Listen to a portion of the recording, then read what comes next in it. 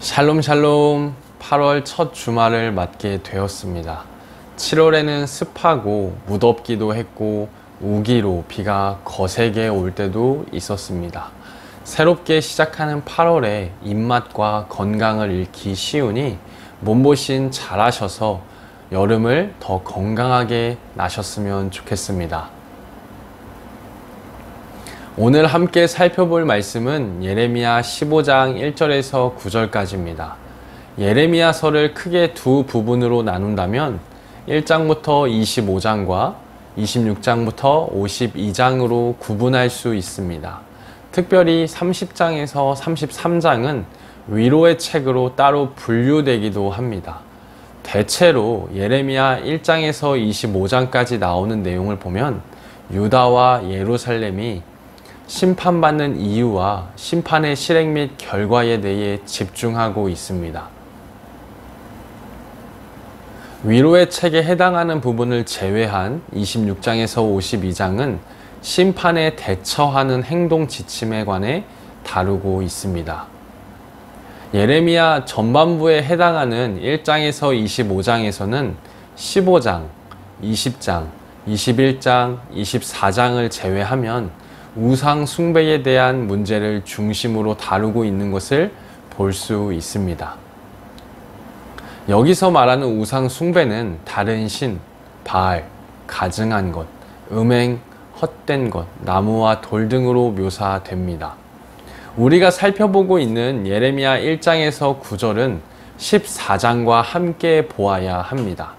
거시적인 구조 안에서 유다와 예루살렘이 심판받는 이유에 해당하지만 세분화해서 이 부분을 본다면 하나님의 심판으로 인한 예레미야의 탄식과 여호와 하나님의 애가가 두드러지게 나타나는 본문입니다. 14장 19절에서 22절에 보시면 예레미야는 하나님께로부터 시작되는 심판을 받게 될 유다를 위해 중재하고 있는 것을 볼 수 있습니다.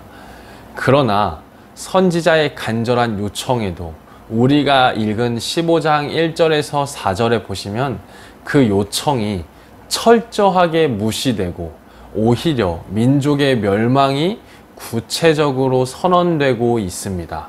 15장 1절에 보시면 모세와 사무엘이 내 앞에 섰다 할지라도 내 마음은 백성을 향할 수 없나니 그들을 내 앞에서 쫓아내보내라고 여호와께서 말씀하셨습니다. 1절에 내 마음은 내 백성을 향할 수 없나니 라는 이 부분을 공동번역 개정에서는 나는 이 백성을 불쌍히 여기지 않으리라로, 그리고 새 번역에서는 내가 이 백성에게 마음을 기울이지 않을 것이다 라고 번역한 것과 이스라엘의 전설적인 중보자였던 모세와 사무엘이 기도한다고 할지라도 하나님은 마음을 바꾸실 생각이나 여지가 조금도 없다는 것을 보여주는 내용입니다. 유다의 임할 재난의 목록은 14장 12절과 15장 2절에 나오고 있습니다. 전염병과 칼에 의한 죽음, 그리고 기근입니다. 이 모든 것의 절정으로 훗날에 포로로 끌려가게 될 것이다 라고 말하기도 합니다. 침략과 정복의 공포에 대한 수사적인 묘사가 3절에 나오고 있습니다. 신실하지 못한 백성들에게 주어진 땅에서 몰아내려는 하나님의 목적을 이루기 위해 창조 세계가 지금 협력하고 있는 것을 볼 수 있습니다. 4절에 보시면 유다 왕 히스기야의 아들 므낫세가 예루살렘에 행한 것으로 하나님의 백성이 세계로 흩어지는 결과를 초래했습니다. 위 내용처럼 유다와 예루살렘은 누구도 돌이킬 수 없는 길로 들어서게 되었고 하나님으로부터 철저하게 버림받게 되었습니다. 비참한 파멸을 맞아야 하는 자신의 백성을 바라보시는 하나님의 심정은 어떠셨을까요? 그 마음을 볼 수 있는 내용이 5절에서 9절입니다. 15장 5절에서 9절을 여호와의 애가라고 말합니다. 슬픔을 노래한다라는 뜻이 바로 애가입니다. 이 애가는 5절의 탄식과 6절에서 7절의 예루살렘이 심판받는 것과 그 심판을 받는 이유와 그리고 예루살렘의 비참한 파멸로 예고되고 있습니다.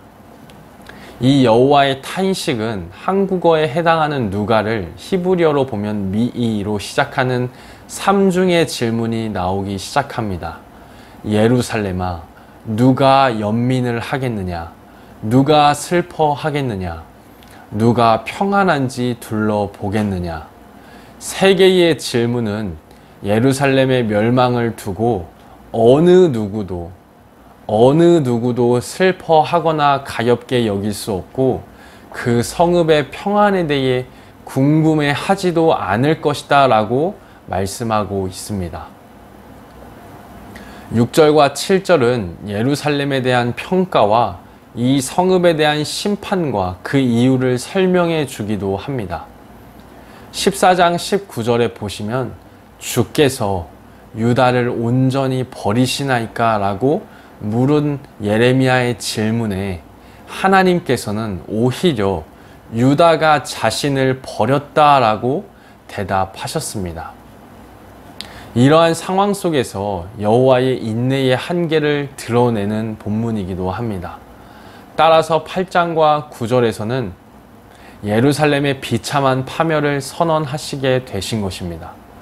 존경하는 성도 여러분, 예레미야를 비롯한 선지서들을 두루 살펴볼 때 마음의 찔림이 참 많습니다. 한 구절 한 구절이 그냥 지나칠 수 없을 정도입니다.